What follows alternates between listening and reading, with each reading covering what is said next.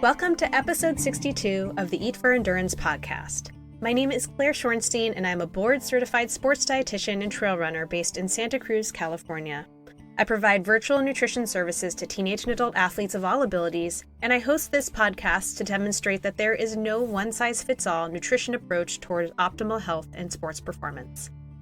My guest today is a recreational trail runner named Elise Mordos.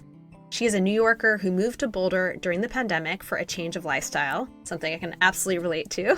And she started running after college about 10 years ago, and since then has run about over a dozen road marathons and over a dozen ultras, including Western States 100. Trail ultras are her main focus these days, and it turns out she'll be running the Canyons 100K at the end of April, the same race I'm doing, but of course double the distance. And Elise has had her fair share of nutrition struggles, haven't we all, of course? And you know that we'll get into all the details on this episode. You might be wondering how I know Elise. She actually reached out to me a couple years ago, suggesting that her good friend and pro runner, Hillary Allen, come on the show. And if you're wondering, that's episode 41, if you'd like to head over and give it a listen. And we followed each other on Instagram ever since and have been kind of back and forth talking. So when my interview with Steph Bruce that was supposed to be today got rescheduled to the following week at the last minute, I figured, why not have Elise on the show to chat about her nutrition story, what her path to trail and ultra running has looked like, training for canyons, and, well, whatever else comes up. It's a really great way to reinstate my recreational athlete nutrition profile series, which I started ages ago, and for absolutely no good reason, didn't end up continuing. But that ends now. So, if you have a nutrition story to share and you'd like to be on my show, send me an email. I would love to hear from you. And you never know, maybe you'll be on an episode sometime soon. So, here's my chat with recreational ultra runner Elise Mordos. I hope you enjoy it. Elise, thanks for coming on the show to chat with me today, and especially so very last minute. How's everything going? Everything's great. I'm happy we finally got to connect. We've been following each other on social media for a number of years. So It was exciting to be able to actually get onto your podcast and chat. So good thing someone canceled on you. Yes, I know. You're like stepping in and saving the day and making sure that I can still put out an episode. Yes. So thanks for that. I'm always happy to fill in. Yeah. So many of my listeners probably don't know much about you. So before we dig into your nutrition roots, which is how I like to do my athlete nutrition profiles, of course, I'd love for you just to share a bit about who you are and where you live and what you do for a living. Yeah, great. So I am a born and raised New Yorker who made an exodus to Boulder during the pandemic. So there were a number of us, my friends, who actually ended up coming out to Boulder. So that's why I say it's an exodus. Yes. And you made your way to California, so you understand. So I work in the finance industry. Specifically, I work at a multifamily office, one of the bigger ones in the country. And I work in the investment department, in investment, like in portfolio operations. So really pretty standard, probably slightly boring job to some people, but I find it kind of interesting. So I end up like looking at macro trends and portfolio trends and equity trends and all that kinds of stuff. So very different than running, very different. This is really my pastime. So I have started running when I graduated from college, actually, in 2019. And I occasionally ran beforehand, but nothing serious. Like when it would get really hot, I'd stop running. When it got really cold, I'd stop running. So there was I was very much a seasonal runner. Mm-hmm.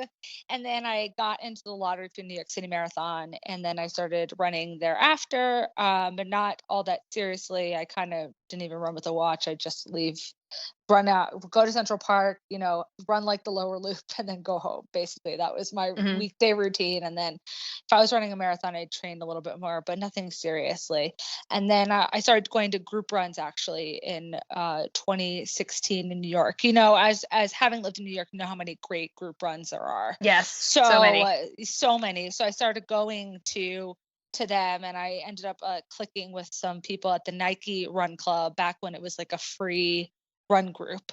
And they used to offer workouts and stuff like that. So I started getting a bit more serious, and I met some people who did ultras who were like pacers or runners there. And I was like, that sounds kind of interesting and kind of cool. So I was like, let me give it let me try it out. So I did my first ultra in 2018. I did Dirty German in Pennsylvania. I think it's more of like a local race, so a lot of us probably know of it, who've lived on the East Coast. And then since then, I've done probably over a dozen ultras since that one. I've done like 200 milers, some 50 milers, 100Ks, 50Ks. I kind of just spread out the distance. I don't really have a particularly favorite one, and I don't have a desire to go over 100 miles. So I think 50K to 100 miles those are kind of entertaining ones. And then I occasionally will run shorter distance runs as races as well. Like I've done a half trail marathon, I've done trail marathons, that kind of stuff as well. So I just like to keep it interesting, and depending on my mood and the time of year, I think different distances can be more applicable. So, and this year I'm running canyons. I think you're running the 50K. Yes, right? Yes, I am. So So I'm running the 100K at the end of the month. It's in, I guess, 2.5 weeks now. And which is scary to say. It feels like it's been so long. And then after that, I'm on the wait list for High Lonesome 100 here in Colorado. So I'll see if I get off the wait list. I'm on 7th spot, so I guess TBD. So what happens after canyons is hopefully that, but if not, then I'll probably find something else to do and pivot from there. Yeah, so a lot going on there. And just to clear up a couple of things. You started running, I think you said 2019, but you meant 2013 after 2013. College, right? Yes, that's what I meant. Yeah, excuse me. Yeah, all good, 2013. And you said you have run a 200 miler? Did I hear that right? I've run 2 100 milers. 2 100 miles. Okay, I missed that. Got it. Yeah, so I've done Vermont 100 in 2019, and then I did. I was a very lucky Western States lottery winner, so I ran it last year. I only had 2 tickets. Wow. Nice. Yeah, I only had 2 tickets, and I got in, so I was lucky last year that I was able to run it. Yeah. So. Well, we're going to get into all this stuff and nutrition, of course. But let's do a little rewind. So, you're a New Yorker born and raised. I'd love to hear a little bit about growing up in the city and what kinds of memories you have surrounding food and mealtimes in your family. So my mom is like a really good home cook, like super good, makes like a lot of really good classic dishes. So I mean, we would eat out occasionally, but we also had meals quite often at home. And my dad family is from Greece, and his mom she passed away when I was like 9, but she was a super talented cook, and my mom learned how to make a lot of good Greek dishes from her. So we ended up, so when I was growing up, I'd say that we had like quite a bit, probably more Greek food at home than like an average person, an average family. I was actually kind of a pretty picky eater when I was younger with regards to lunchtime at school. I remember that so we would have to have packed lunches because there was no cafeteria. As you can imagine, in New York, most schools don't have cafeterias where they make your food, so you have to bring your own food. And until I was in middle school, I had to bring food with me. And my mom would always say, "What do you want?" And I'd be like, "Oh, I'll have soup, I'll have sandwich, this, that." And I'd come back with the entire lunch. So I'd be like, "Mom, I had some goldfish." And she's like, "Oh God. Yes. You sound like my toddler." Yes. So I would just look at the food and I'd be like, "Oh, it's been sitting there all day. I don't really want to eat it. I'll be fine." So then I would go home and eat a snack basically, and then have dinner. But it was it was cool growing up in New York in that you got to experience a ton of different cuisines, and you got exposure to a lot of different types of food that, like, I guess probably growing up in other parts of the country you don't have exposure to. Like, it was like there was always like traditional Chinese food, and then you knew American Chinese food, and different like sushi, Japanese food. I mean, it started getting more trendy when I was younger. Actually, it wasn't as common. But as I got older, I mean, I think I probably had sushi when I was probably on the younger side for most people, probably I don't know, 8 or 9, something along those lines. I feel like that's old now for New York. Like, yes, it is. It is. New York, like, oh yeah, my 4-year-old had sushi. Yes, yeah. I feel like for now, people are having it when they're like infants practically in New York. And then a lot of like Italian food. I mean, New York has like such great pizza, like the best pizza. And oh yeah. Yes. And then their bagels are like no other. I know you sometimes share stories about the bagels when people bring them to you from New York to California. Yeah. Well, and I get them shipped. You get them shipped. Yes, I get them shipped here from Gold Belly. It's like $1 billion, but they're But oh my gosh, I mean, the bagels here, when I have them, I'm like, it's basically just bread. It's not really a bagel. I refuse to eat it. Yes, I have a very hard time eating, and I love a good bagel. I love a really good bagel with like cream cheese or lox, and it doesn't really hit it the same. No, it really doesn't. It doesn't. And the pizza is also subpar. I mean, and I will say that like I think this is probably a function of Boulder being a very homogenous community. Mm-hmm. The ethnic food is not very good. I've heard that from some of my other Colorado friends, that it's just, I mean, coming from New York, of course, it's all relative, right? Like if you never have left it, Colorado, that's where you live, like it's different than coming from New York. We're spoiled. That's the problem. I know that. So I'm like, okay. But when you go back to New York and even the crappy Thai restaurant is better than the best one here. Yes. You're like, I just wish you guys could move your ingredients to Colorado. That's such a funny example too, because we go to Maui every year with my family, and we were where were we in, like Kihei or some part of Maui, and we just happened to find this amazing Thai restaurant, and it was kind of like your average but great Thai restaurant in New York, but it like compared to the Santa Cruz best Thai restaurant, it was like mind blowing, and I'm like, I don't understand Santa Cruz. Yes. Yeah, I'd say the only food that they excel here, that they don't excel as much in New York, is Mexican food.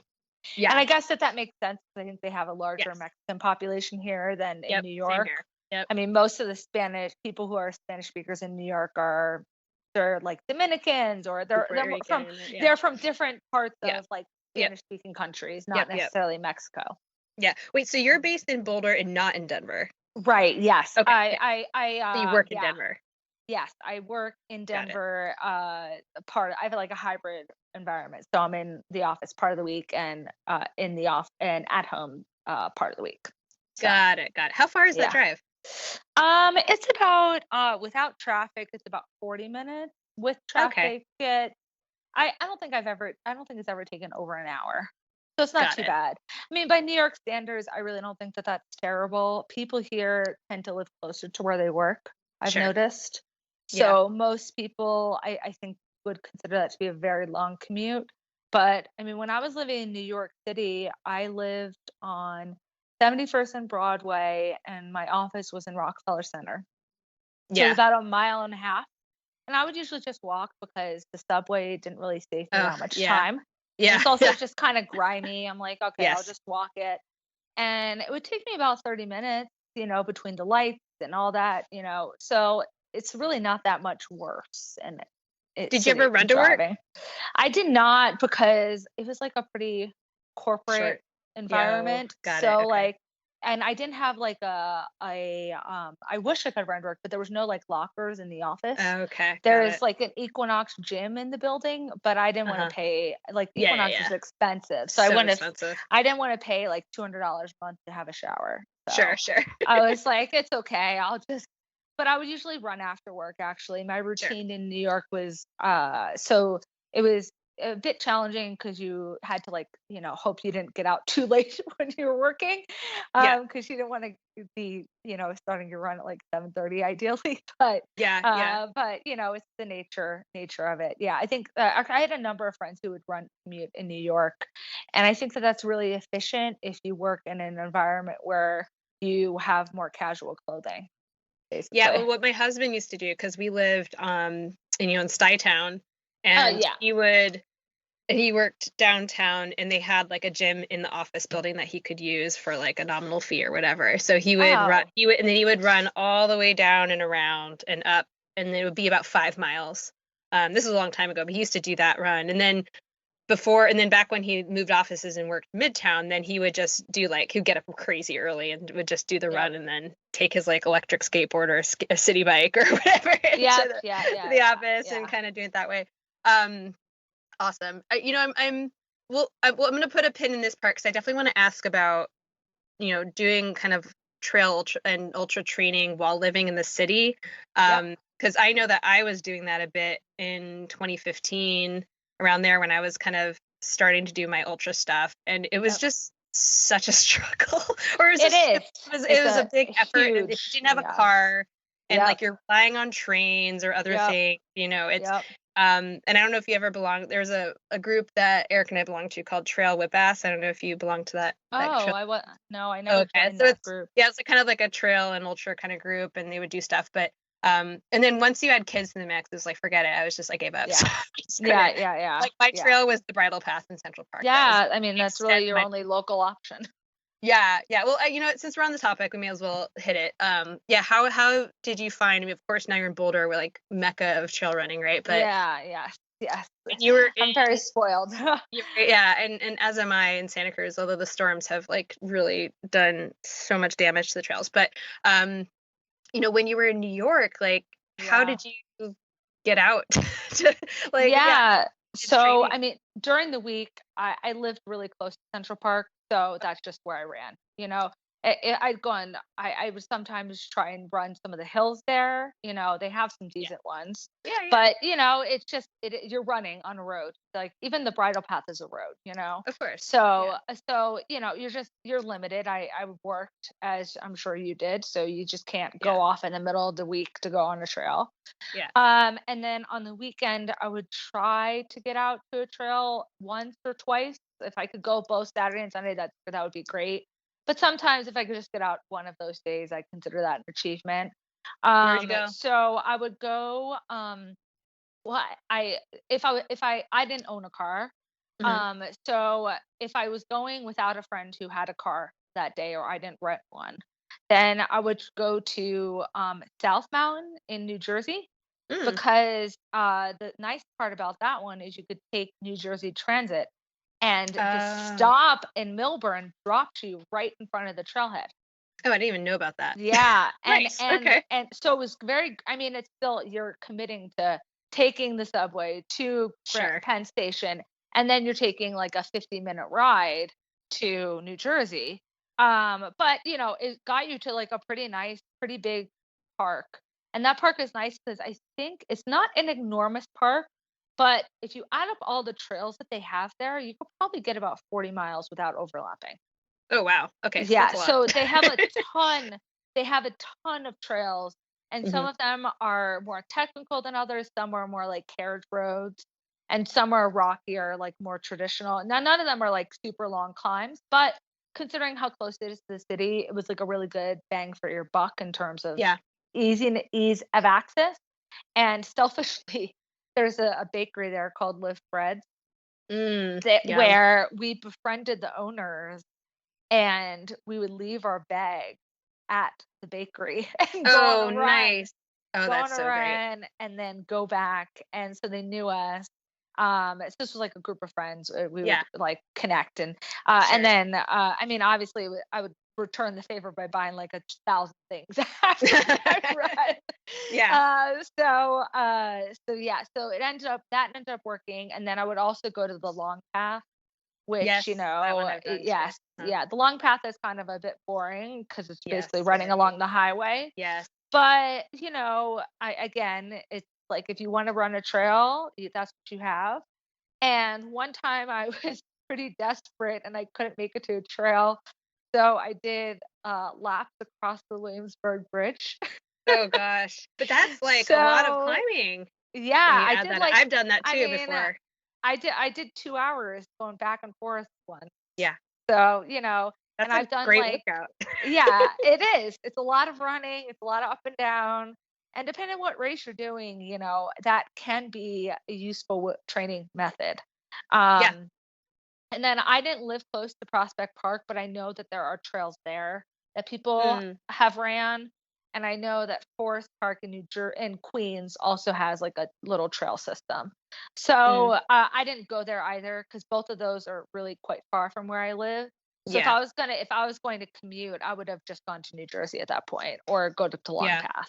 What we did a couple times was we did Cold Spring, but we would go to like Breakneck. I mean, it's so far, it takes forever. But we did Breakneck. I've done that. Yeah, the Breakneck, and then we did kind of like a point to point where we take the train to Breakneck, and then we'd run and end in Cold Spring, I guess, and then get ice cream and then hop on the train. Yes. So kind of our little, and we would pack some sandwiches and kind of just stop at some point and have some food, and then but it was like a full day thing. And I would also go to Beacon also as another option. But in most of these instances, you're committing almost your whole day to this. 100%. I mean, it's like the transportation time is going to be 2 to 3 to 4 hours. And and even if you have a car, like one of my friends had a car, so he would drive us quite often, and we would go to Bear Mountain, and probably that's probably where we go most often. And like on a good day, it's an hour to get there. Yeah, it's not that bad. So it's not bad, but then coming back, you're usually hitting traffic. So I mean, it's a good thing about that park is that it's a big trail system. So there's a lot of options. But it's definitely much more challenging to train living in the city. It definitely takes more of a commitment, and you really have to want to do it. Because it's a major pain. I second that, but it's doable. I definitely doable. I definitely did that for a year, and then I got pregnant, and I was just like, okay, I'm done. I'm gonna wait till I go to California. I have some friends, and most of the people I know who did it didn't really have kids, so they could get away with a whole day gone. I used to run with one of my friends, Olivia. She started a trail running group in New York City called Trail Run BK. So that's who I did a lot of runs with. And it was a free group run. And it would open to anybody in New York area, even though it was it's really specifically for women. We welcomed anybody who wanted to come. And most of we had some women there who had kids. I mean, one woman who I remember, she would hire a babysitter when she could, because she wanted to go on these group runs, and of course. and she's like, I don't really want to go by myself. I'm not that comfortable with it. So she would be like, I saw you guys had a group run, so I'm coming out. She had to do long runs, so she'd join us. But that was probably more rare. Most of them just had minimum commitments for that day. And so where you are in Boulder now, can you run straight from your house, or do you have to drive to Yes, no, that was a criteria for me. I was like, amazing. I need to be able to run from my house, because I'm like, if I'm going to make this trip out here, I'm not committing to the life of living in a car to do this. I've done it. So I purposely live really close to Mount Sanitas, and like this anonymity trail. Like I can get to a trail, and it's about a half mile from my house to be on the trailhead. So, awesome. So it's like I do almost all my runs outside of my house. So, awesome. Which is so awesome. I mean, you're just like, wow, I can just run out my door to these beautiful trails. In New York, you're just like, well, I guess I'll get there in about an hour to an hour and a half if I'm lucky. Totally worth the sacrifice and all the food. I suppose you got some new stuff and left the others. All right, let's rewind for a bit to I mean, I know you started running later. Were you active when you were growing up, or as a teenager? Were you doing anything else? I was I played a lot of team sports. So I did basketball and softball through high school. I was on like my school's team, and I did a rec league on the weekend. So for basketball and softball, and when I was much younger, I played soccer as well. I think a lot of kids play soccer until a certain age.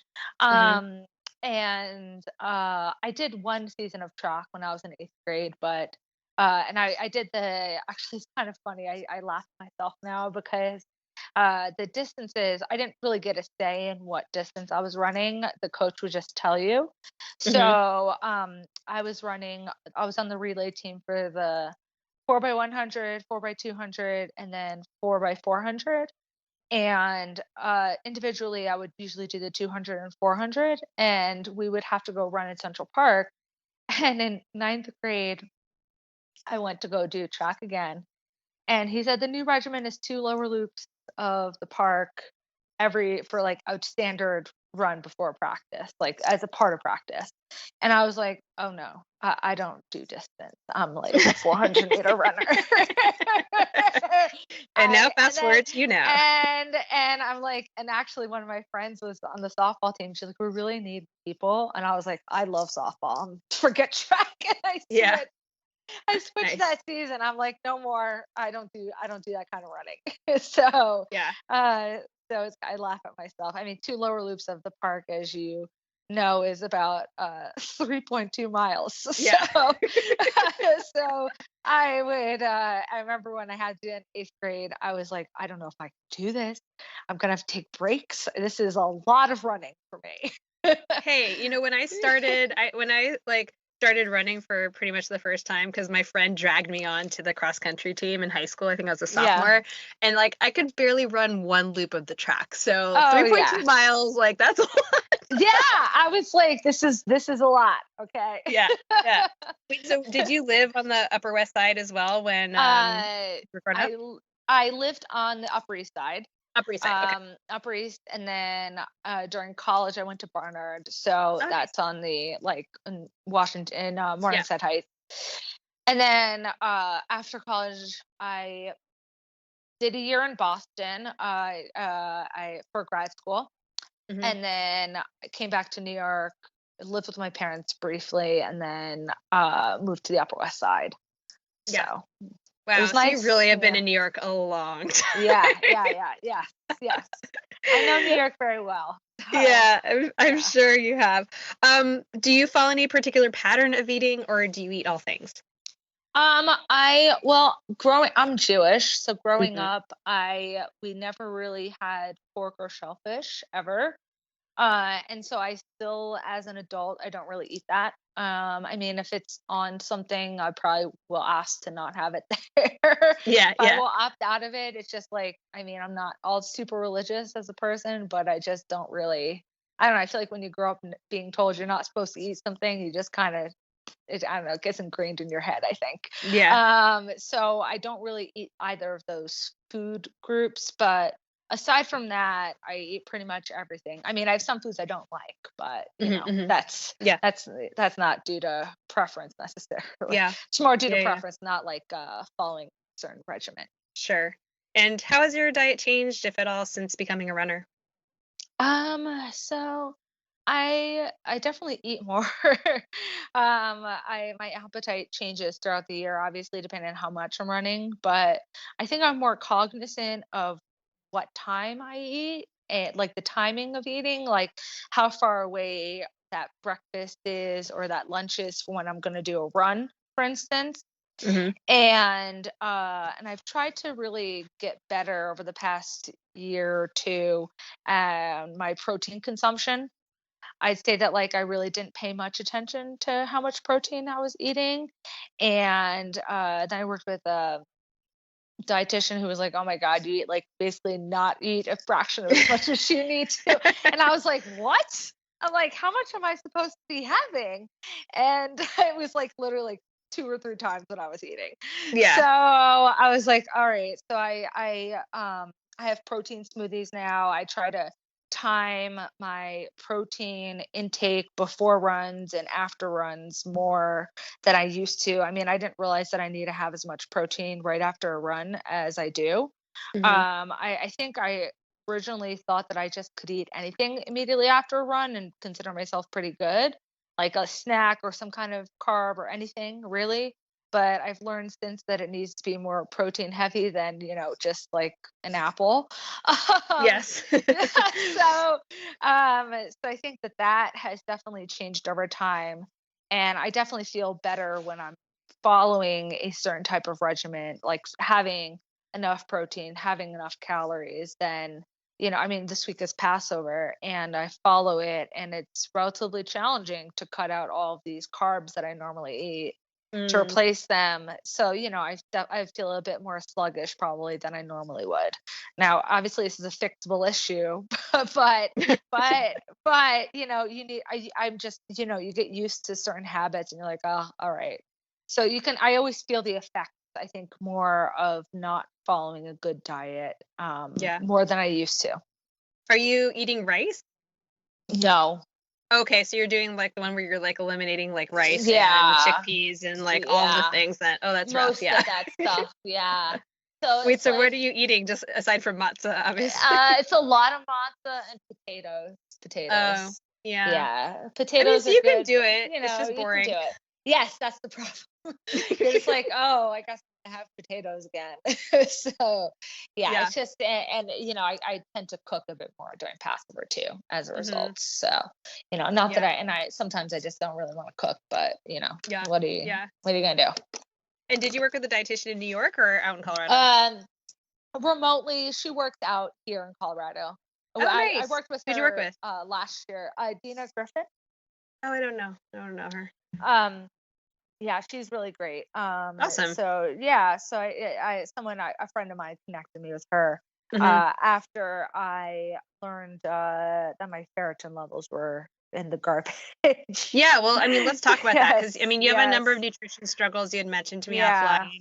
I mean, who hasn't had struggles with nutrition at some point? But you said you had a history of low B12 and your iron down to 16. Your doctor said it was normal.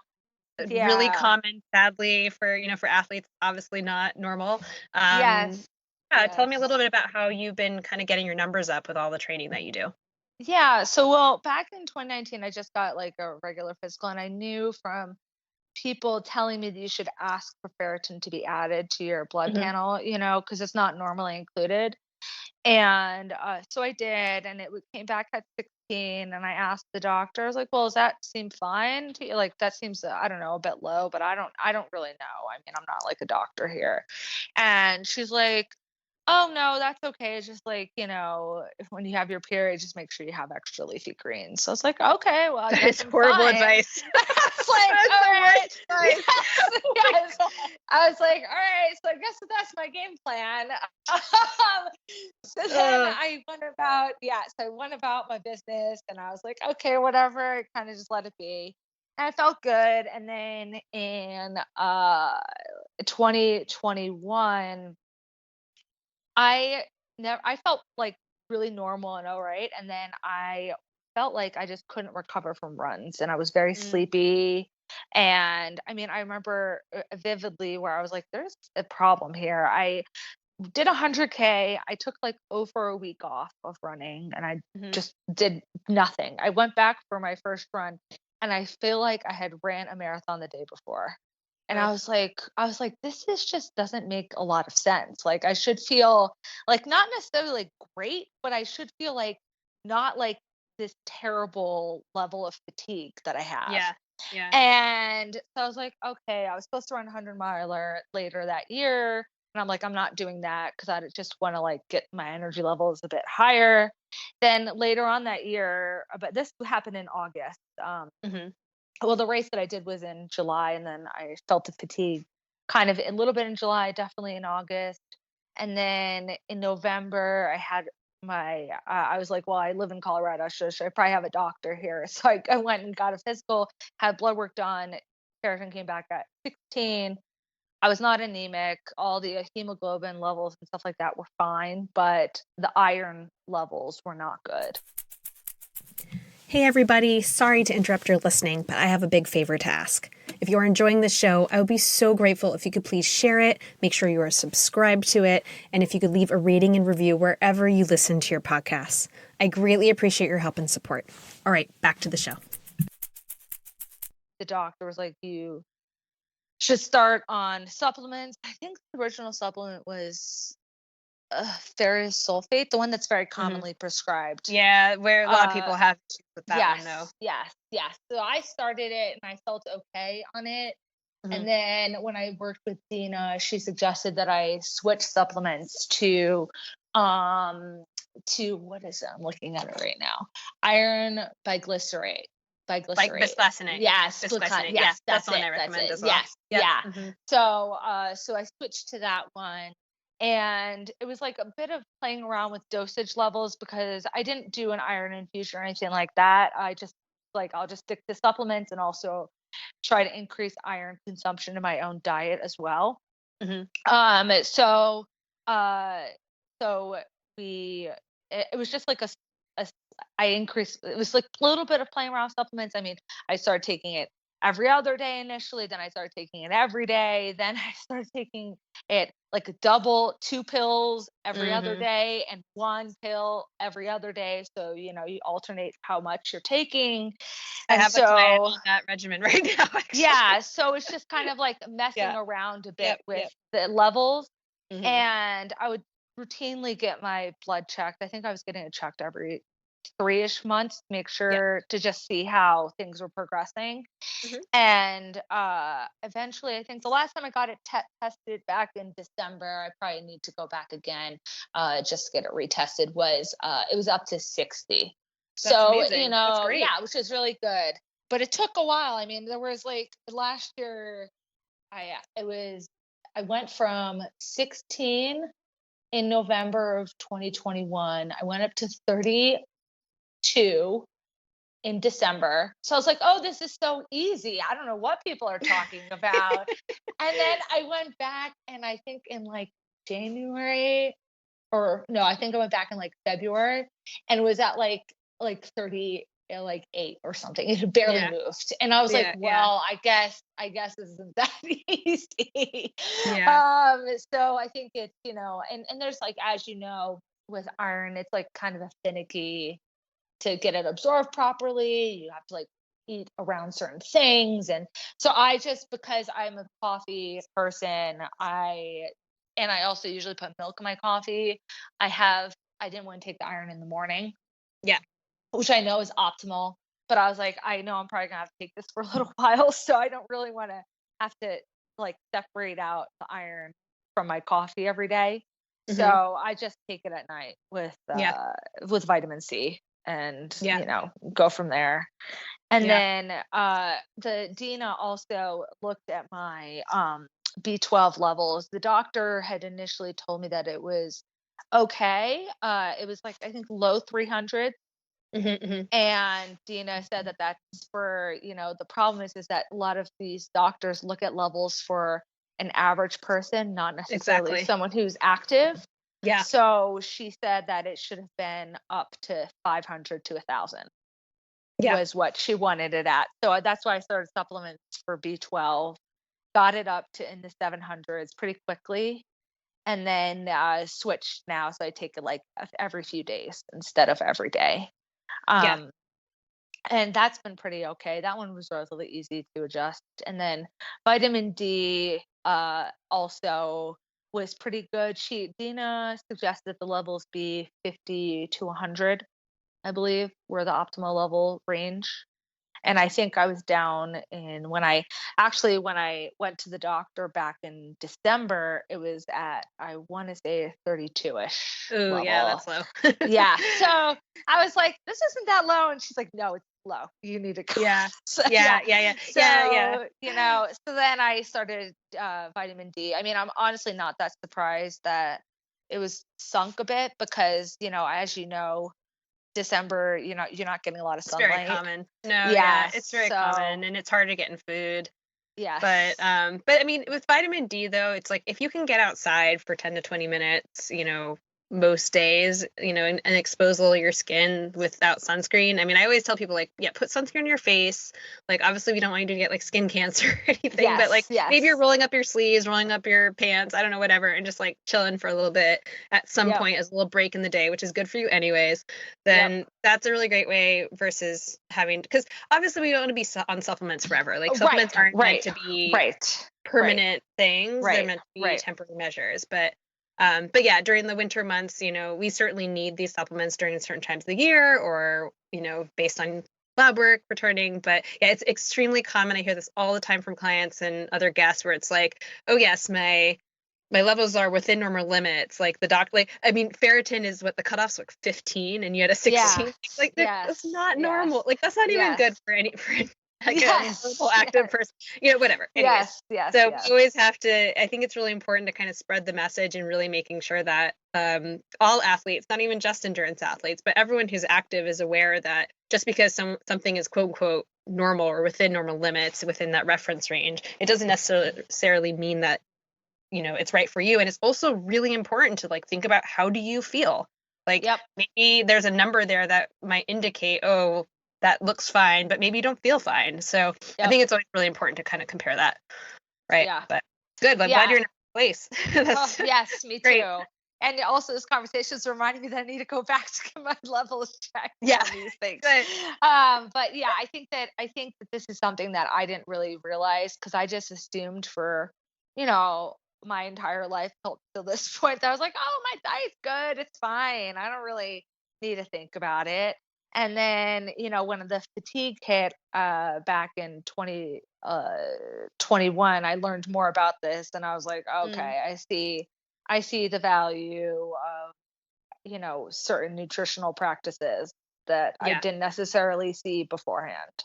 Not that they weren't there. I just think it's like, until you experience it, I think it's hard to be like, oh yeah, this is important. But you're like, yeah, of course it's important, until it's like really low and you're like, I see why it's important. Yeah.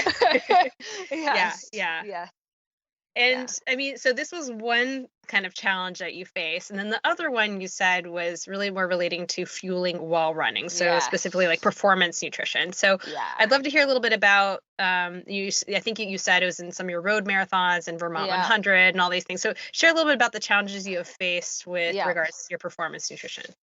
Yeah. So when I was doing road marathons, when I first started, I really didn't practice like a lot of fueling during my run. I wouldn't do fasted runs, but I just didn't know how much you're supposed to have. I didn't really, like, my dad is a runner, but he has pretty bad nutritional practices for his, like, he's so like, so you can't really emulate what he did. He'd be like, take a gel every hour. And I was like, okay, that sounds like normal, fine. Even though for me personally, that was not enough. And I think for most people, that's probably not enough. No, it's not. So I definitely like went through some marathons where I had some bonking and didn't consume enough. And then I think it was really during when I started doing ultras that I started paying more attention to this, because, the cost of not fueling properly is a lot higher. If the repercussions are a lot worse. So I even up until Vermont, I still didn't fully buy into the importance of messing with nutrition and practicing it. I remember saying to my crew team, I'm so good at nutrition. Like I can eat anything at these aid stations. Like I'm really good. And so then of course I ate those words big time during Vermont. It was a really hot day. That was like probably one of their hottest. It was 95 and like 90% humidity. So it was really hot. And I remember showing up at one of the aid stations. I want to say it's one of the ones around mile 15. And I went to get some food there, and I was like, wow, I really just don't want to eat this. Like I haven't really experienced that before, but I'm like, okay, I mean, I'll be fine. So I start making my way I see my crew, and I realized basically the entire race, I just didn't really have an appetite. I just lost it right around that point. And I thought that when the night came that I would start to feel better and like want to eat more because it would start cooling off. But I think even then it was just still not that cool. It was still like in the 70s, and I think my stomach was just so upset. I basically just ate like popsicles and watermelon for almost the entire race. Oh my God, which is like that. Oh my God, I think about this in hindsight and I'm like, I don't really know how I functioned. I mean, I was consuming so little. And it's not because my crew didn't try. They just were like, it's just like when someone doesn't want to eat a lot of food, it's really hard to get them, and I didn't have a game plan set up because I had never experienced this before. So I just assumed I'd be okay. Because, like, I think that that's just a naive assumption that you'd make early in your ultra running life. Oh, it's okay. We don't need backup plans, but you need a backup plan. I mean, one of the gels that I could eat was these Science and Sport gels. And I remember that's literally, it was that and watermelon and popsicles that I ate. And those gels are, and I remember 80 calories or something. There's not many calories. They're very low. They don't have a lot of electrolytes. Nope. And I did have Tailwind in one of my bottles, which was good. But, it's not that much food over the course of 100 miles. It's just not enough. Yeah.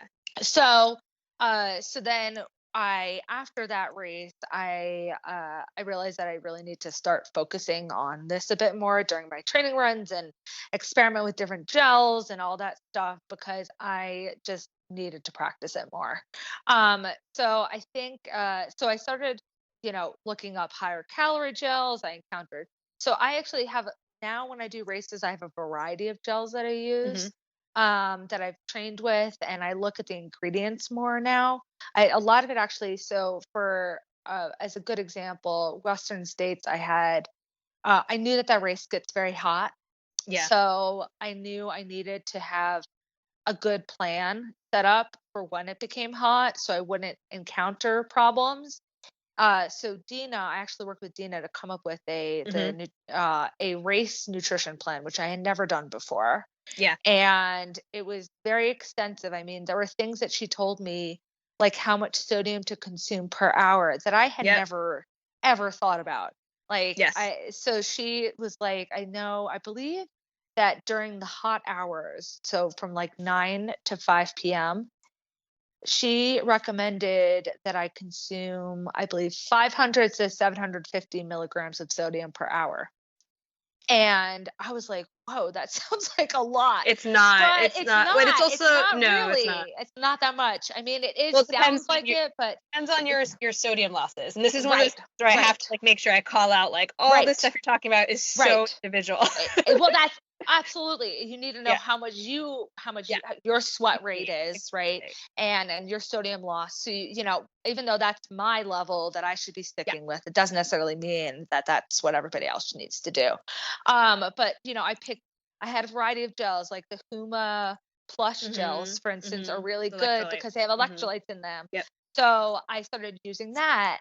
And then, like, this problem with the Spring Energy and the Science and Sport gels, or most of those are just carbs, which are great, but you then need to supplement that with some kind of sodium or something like that. You have to, that can't be, it's hard to get away with that being your only gel. At least for me. Energy, the Spring Energy, it really depends, because so I use a couple of their products. I used to use more of them, but they have some that are like really high fat. They're like 19 grams of fat.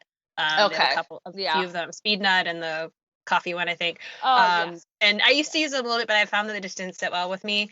But I love their Awesome Sauce, and that's like really high carbs.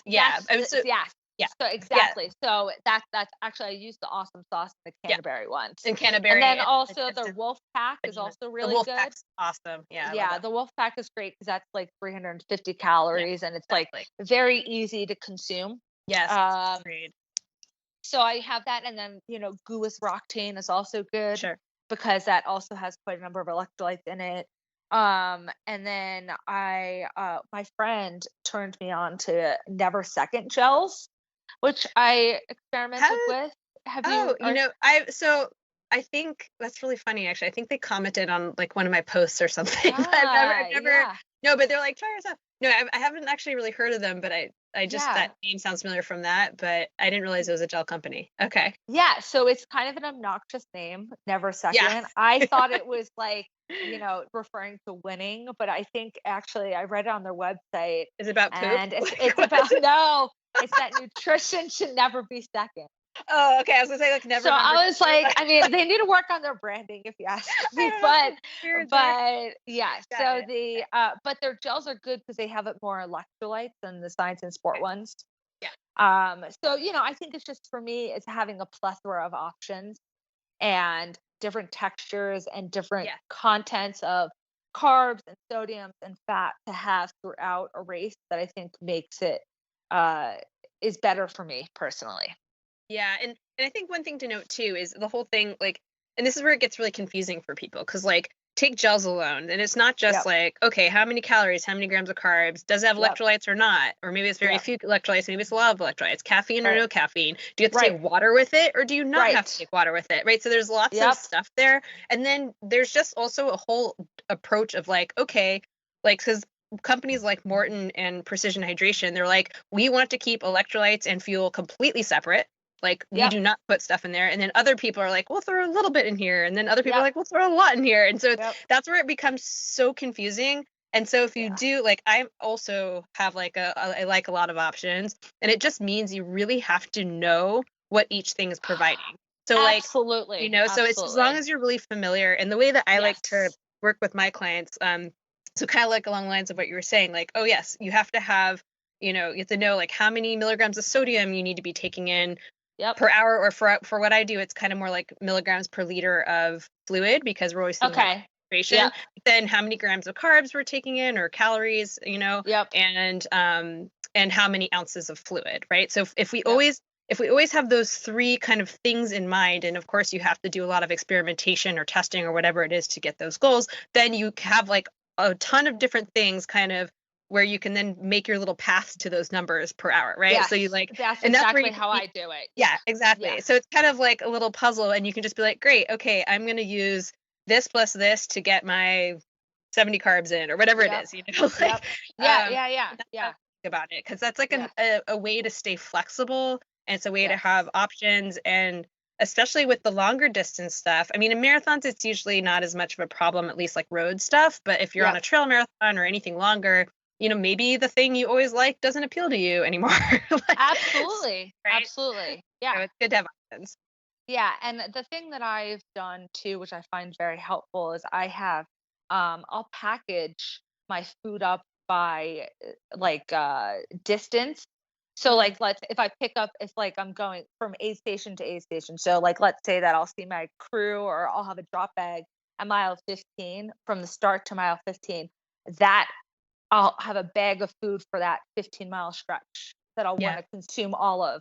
And then by the time I get to that mile 15, I'll swap out my nutrition, take everything that I had in place, fill my pack, and move forward till the next time I have a nutrition bag. So that's also helped me, because, you know, the other thing that I didn't do up until basically the Vermont nutrition disaster is I would just have a bag of nutrition. I would just pick through what I wanted, and I was like, this is going to work. Meanwhile, you know, it's hard to know how many calories you have, or how much sodium. Have like a thoughtful plan of what you're supposed to consume. Figure that out during the race. Yeah. No, absolutely. What kinds of foods are you bringing along? During a race? I am pretty picky. I have a hard time having real food. So I usually do consume quite a bit of gels. I'd say even for 100, yeah, I can do a gel on mostly food for 100, or mostly gels. Excuse me, mostly gels. Oh, wow. I will use aid station food occasionally. Like I like pierogies, I like chips, but I have a hard time consuming real food. Got it. So, you know, so I usually just stick with. That's why these, like the higher calorie spring gels, are kind of helpful, because there's so much food within that, you know, like the Wolf Pack, for instance. So I'll bring cookies with me on runs too, but I'd say that like the more I've noticed for myself, I will, when I've tried to have real food, I'll bring it with me. I'll like grab it at an aid station. I'll bring it at home, and I'll chew it. I'll have it in my hand for like a mile or two, just nibbling on it. And I'm like, this is so dumb. Like, why do you like, you're supposed to eat this. Like, you're not supposed to be like running and nibbling on this. Like, so I find that like, I still haven't exactly cracked the like figured out how to make real food likable for me during a run. What about like bars and things like that? Do you do any of that? I used to do bars, but now I've found that they dry my mouth out too much. Yeah. So, you know, I tend to not even have that. Got it. Okay. What are some like like we kind of covered some, disaster situations. What are some like really positive experiences you've had surrounding nutrition, maybe a specific race or, I mean, you kind of alluded to, having some better planned races and stuff, but does any particular race stand out where you felt like you really had everything dialed in? Well, I'd say that Vermont, Western states, actually, I feel like I mean, by the end, didn't really want to eat all that much, but I think that's relatively normal for that type of race. Mm-hmm. But I think that I actually had a really good nutrition experience. I pretty much finished every bag of nutrition that I packed for the duration that I should have. A lot of people I know do experience some element of nausea or like food issues because it gets so hot. And I didn't really have any of that. I had That's great. no problem. So, my stomach wasn't perfect the entire time, but it was, considering it's 100 miles and it took me over 26 hours, my stomach held up much better. And I felt like I actually executed the nutrition plan that I put together, which was mostly gels actually, was successful. And I also, even during the hottest part of the day, I really didn't have issues with food at all. That's awesome. That's great. Yeah. Okay. So when, if we're talking about everyday nutrition and or performance nutrition, are there still kind of things you really want to work on? Maybe it's the real food piece, or are there other things that you're kind of like, what have you been kind of trying to work on this training cycle, kind of looking towards Canyon's 100K? Yeah. So I think like during day-to-day life, not talking about when I'm running, I think that breakfast has always been a struggle for me. I'm usually not like a big breakfast person. When I wake up, I'm not particularly like hungry. I'm not like, oh great, I can't wait to eat food. So I mean, some people wake up and they're like, they love breakfast. They like are hungry right away. I'm just not. I just have never really been that type of person. Yeah. I'm usually like, just give me the coffee and I'll have something. So I feel like that like has been a reoccurring thing that like I just haven't really cracked easily. Like, so I think, just trying, for me personally, trying to, because I like to run in the morning if I can, especially on the weekend, obviously. So I don't do fasted runs or anything like that. So I do like to eat breakfast before, but so getting up and feeling hungry, or having a desire to eat like a breakfast that's like, not just a cookie, but like has like, some protein and some fat maybe in it, like a little bit more of a hearty breakfast. And running on that is something that I'm trying to still figure out. What do you typically eat for breakfast now that you run on? I'll usually have like, I'll have cereal sometimes. I'll have toast with like peanut butter. Um, I'll have eggs if I feel like it, with like a piece of bread. But I'd say most of the time it's not like, I mean, I have some friends who run and they can eat like, a whole bowl of oatmeal and, with like tons of stuff in it. And they're like, and they just, it's like, I just look at that and I'm like, oh my God, I don't know how I finished that. I just don't have like a strong enough of an appetite in the morning to like get that down. Yeah. So, and part of it is just training your gut, so I think that is something that I would like to be better at, personally. And one thing that I've gotten better at is post-run nutrition. So I have like a smoothie blender. I started this last year and it's helped quite a bit. To get enough protein in, sometimes it's a bit challenging. So I'll just make a protein smoothie especially after long runs, sometimes even during weekday runs, I'll try and get, I'll put like some fruit, some coconut water, some yogurt maybe, or something additional, and then some protein powder. And I'll have that right after my run, which is like a nice way to get in a decent amount of calories with some nutritional value. What kind of protein powder are you using? I use the Vega Sport one. Oh, okay. Yeah, I use that one because it has iron in it, and some of the other ones don't. Yeah, the Vegas Sport, I couldn't do it because it had, or at least the time I tried it, it had stevia in it, and it was like a very strong taste to me, and I just can't do that taste. So they make another one that's I think it's Vega Made Simple, that has just cane sugar, but the protein isn't all that high. I mean, it's okay.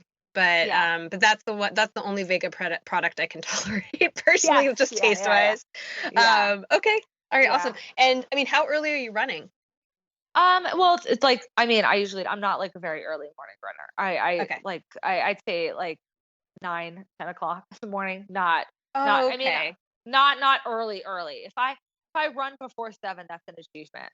That's Okay. So it's not like you're getting up like super early and like, so I was gonna say, I was like, if you're not eating, really. if you're okay, because I was gonna say, if you're getting up and you having, it's like, I was almost gonna say, like, why don't you just have more of like a carb rich snack with a little bit of protein, go for your run, and then have a real breakfast. You know what I mean? Yes. And then you can kind of lean into the, I'm not so hungry, but I can get a snack down, and then hopefully the run would have stimulated appetite a little bit more. Like, that's often what I do with people, and that's what I often do myself, because I'm kind of with you. Like, sometimes I wake up hungry. Like this morning I happened to, but often I just want my like coffee. I make a very milky latte, and I'll have like my little pre-run snack situation, and sometimes it's like today I had like 2 pieces of French toast with like fruit and syrup. So it was like a little bit bigger, and to put a ton of eggs in it. And then other days it's like a little lighter, and I'll go for my run and then have like a really big meal afterwards. But everyone's kind of a little different how they approach that stuff. But yeah, that's why I was like, oh, if you're going really early, then you can do that. But if you're running at like 9, different, you need a real breakfast. You need like a little bit more. Yeah, exactly. If I was going like really early, I would be like, fine, I'll just stick with my, like little baby breakfast. But totally. But so I mean, some days I'm better at it than others, but like depends on how I wake up and my mood. Oh yeah, totally. So canyons, how are you feeling about it? Let's chat canyons for a second, and then we'll wrap things up. Yeah, canyons, I'm really excited. The course was changed quite a bit, as I I'm saw sure you that. saw. Well, we start and everything, like we all start together now, which is pretty cool. Oh, I didn't know we start together. Okay. Well, wait, maybe not at the same time. What time do you start? I think 5 a.m. Okay, never mind. You start at 5, I start at 6. Okay, but I think we run now the 50K course that we weren't running before. Yeah. So I won't see you because I will not be there at 5. Yes, I would not be there. Maybe after. 5. Yeah. So I'm excited. I think the new course is like, I like the original course because I think it like looked fun and interesting, and I thought it was like you go through some cool parts of the Western States course. But I'm just happy that the race is going on. I was kind of concerned that they would cancel it because of all the snow and the trail work that needs to happen. So I think it'll be fun. I think it'll be I mean, I love races where there's like some competitive people out there. I think it's kind of inspirational and cool to be able to watch that, even if I'm not, in the front of the very front of the pack. But I think it, like, also for me, I was supposed to run this race last year actually, but I sprained my ankle pretty badly. I like was running on ice and I slipped.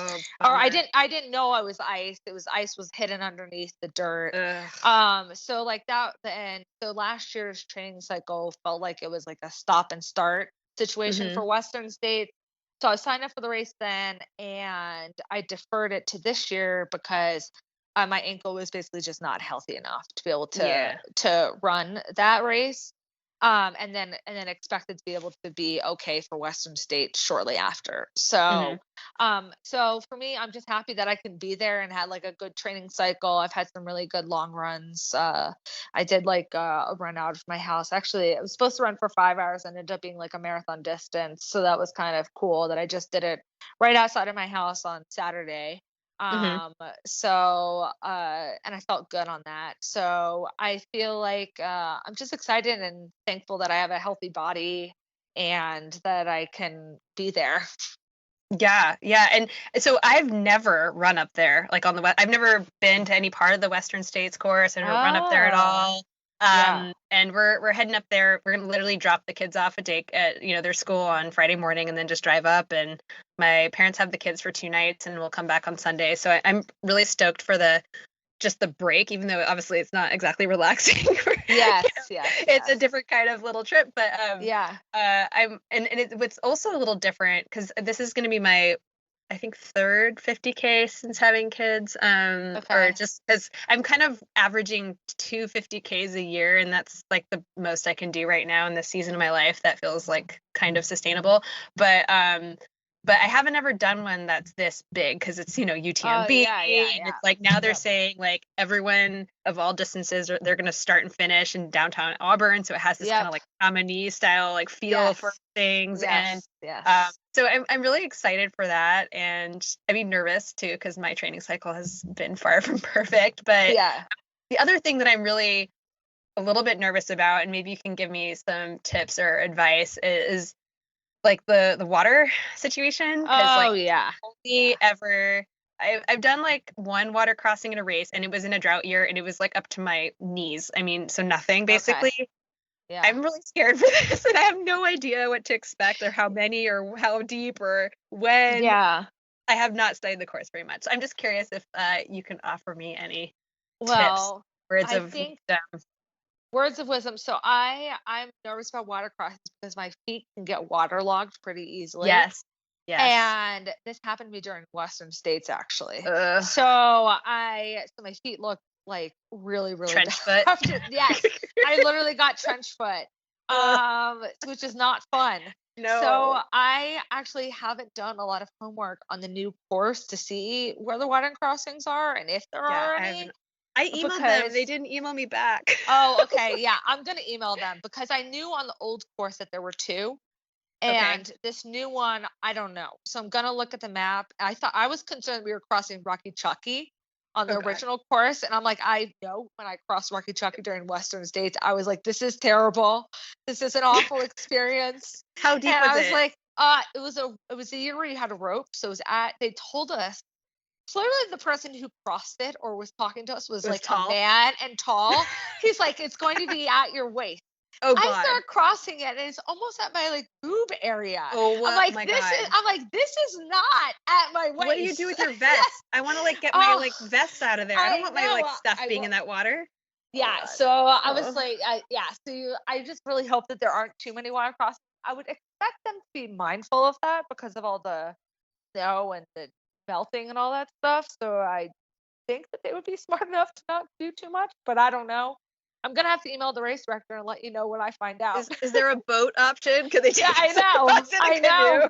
Oh yes. And I really hope. I am there are okay. To be fair, crossings. I'm like the biggest wimp. I'm like I'm like such. I don't know. I think this has also gotten worse since like having kids and just being lazier. I don't know, but like I used to run in like all weather and I didn't care. Or whatever, and East Coast, it was like really technical, and now since like between California trails and just like not wanting, I'm just like, oh my God, it's raining, and I'm just such a wimp. But the crossing stuff like freaks me out, and I hate like I'm not a good. I mean, I can swim, but like I'm not like afraid of drowning or anything. But it's more just this is gross. Like I don't want to be soaking wet. And the one thing that I am definitely doing, I'm definitely bringing multiple pairs of socks to switch out. I'm definitely doing that. Okay, but then you have to keep your vest dry. So like if I'm up to my neck. But you know what? No, I put them in plastic bags. I put the socks in plastic bags. And then I'm also going to put them in drop bags so that I have them. Oh, yeah.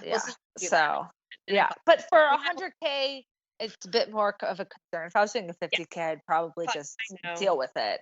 Yeah, I've only done a half marathon where I had like super wet feet and it wasn't a big deal. But okay, I will say this, and I'm really proud of myself. And this is, well, in part I was forced to, but because of all the closures in my local trails due to all the storms falling and all that kind of and mudslides, etc., I've been doing a lot more beach running, which has not been great for my ankle. My ankle's hurting, but there have been all these like insane like rivers basically coming off of the mountains or other places and coming to the beach. So like if you run at low tide or any point on the beach, it's like you have to basically run across these things. So I've been like getting my feet wet. Like every mile I'll just be like, okay, fuck it. And I'm just like, I won't try to jump. I'll just like, I'm going to get soaking wet now and just run with like wet feet. So that's been my training for myself. But again, so it's you're already ready. You're prepared. It's up to my ankles. It's not up to my legs. Well, I can imagine that they're probably not too bad of river crossings because they have to expect like thousands of people to cross these. Yeah. Okay. So I feel like they can't be too I was bad. looking at Lake okay, the reason why I'm asking too is I was looking at the Lake Sonoma 50, and they were like Fieldsburg Running was posting their videos, and I know someone who ran it, and like you saw like a man go in and he was like up to at least his waist. So I was just like, okay, maybe I gotta rethink my stance here. And they had a rope, and then I saw someone else put a log down, and they were like walking across the log. But there were definitely some deep. So basically, you're telling me I need to mentally prepare for this. Well, I don't know. I'm also the worst in that I like almost intentionally don't look at the course, which is a really stupid strategy.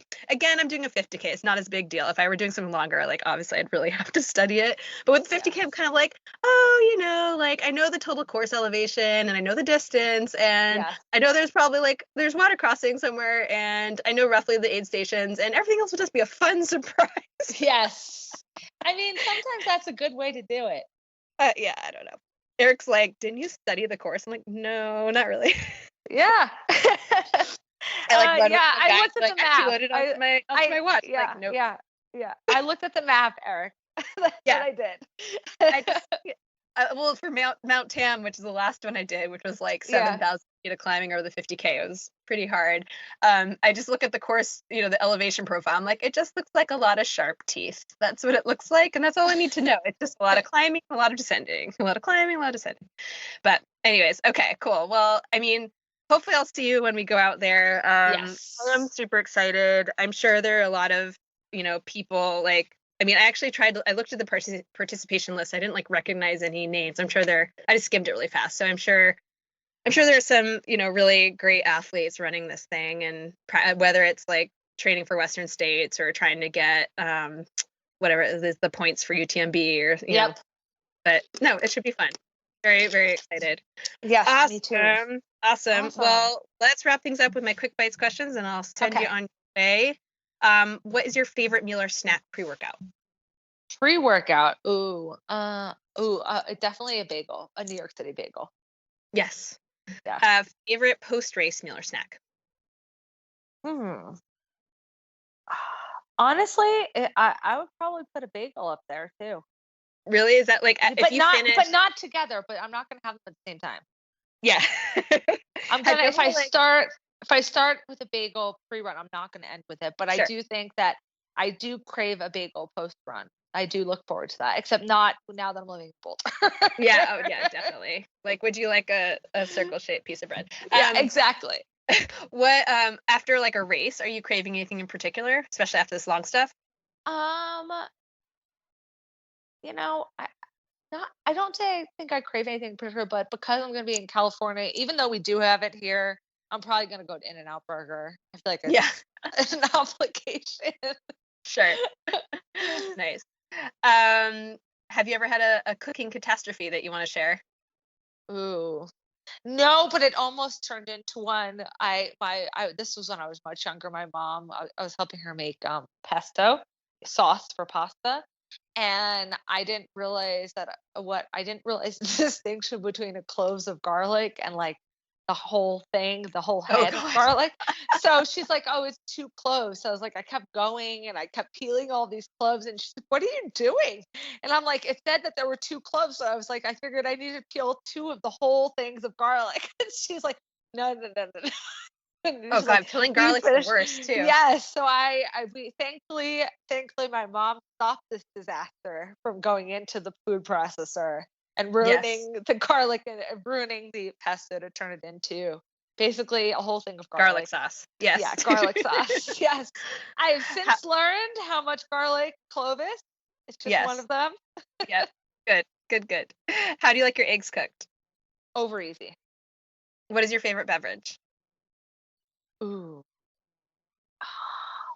Probably coffee. What are your comfort foods? Pasta. Really pasta. Definitely pasta. Yeah. What's your favorite ice cream flavor? Mint chip. Top 3 items of gear that are most essential to your active lifestyle. Top 3 items. Okay. Definitely my hydration pack. Does that include the water bottles that go in there, or those stuff? Yeah, well, I'll give you that. You can have the whole pack. The whole package. The whole pack. So it comes with my hydration. Got it. During the winter, definitely bikes of some sort, because these trails get icy and I don't want to fall. Yeah. And then, ooh, thinking, oh my, gear, shoes, I guess, would not count as gear, would they? Yeah, I count your shoes. Okay, shoes then. Definitely, I definitely need my good pair of shoes. Yeah. You wear? I wear the Salomon Sensorites. Oh, nice. Yeah. Eric was trying to get me to try those, but then I went with a pair of Hoka ones Yeah, instead. they're pretty narrow, so I feel like some people, they work on some people's feet. I have some friends who wear like ultras and have wider feet, and they put them on and they're like, "Oh my God, my feet are being strangled." But they seem to work for me. So Yeah. yeah. What kind of vest do you wear? Also Salomon, not sponsored, but I just wear like their packs. Same. I wear the advanced skin one and the, what is it? The Pro, the Sense Pro. Yeah. So I like wear both of them. It depends on there are different liter sizes. I have like a 12 liter. I have a 5 liter. So like for a race, I'll probably use like a 5 liter. But when I'm going on like a longer run that I'm doing by myself, self-supported, I'll probably use a 12. Awesome. And do you use poles or no poles? So it depends on if I do love poles. I thought about saying them, but I haven't been training with them because I don't really think you need them for canyons, especially now with this new course. So I haven't been running with them. Okay. So I think I run with poles depending on what I'm training for. So like Western states, you're not allowed to have poles. Oh, interesting. I didn't know that. Yeah. So I didn't train with them. I'm like, well, there's no point in bringing them with me if I can't use them. Yeah. So, but if I get into this 100-miler, for instance, in here in Colorado in July, I can use poles there and I will use them. So I'll bring them out and start using them more. Awesome. Well, thank you so much, Elise. I had so much fun chatting with you and learning more about you. I mean, this is literally the first time we're actually talking to each other. Yes. Message each other. Yes. It was nice to kind of put a voice to all of those words, and hopefully we'll cross paths when we're out in canyons. Yes, I'm looking forward to seeing you there. Have a great last 2.5 weeks of training. You too. Good luck with your taper. Thanks. Bye. Bye. All right, so that's today's show. Thanks again, Elise, for coming on and chatting with me, and I can't wait to meet you in person in a couple weeks. If you are enjoying the show, as I said before, I would be so appreciative if you could please share it and really make sure you're subscribed to it, and that way you won't miss an episode. And if you haven't left a rating or review already, wherever you listen to your podcast, if you could do that as well, that would be so helpful.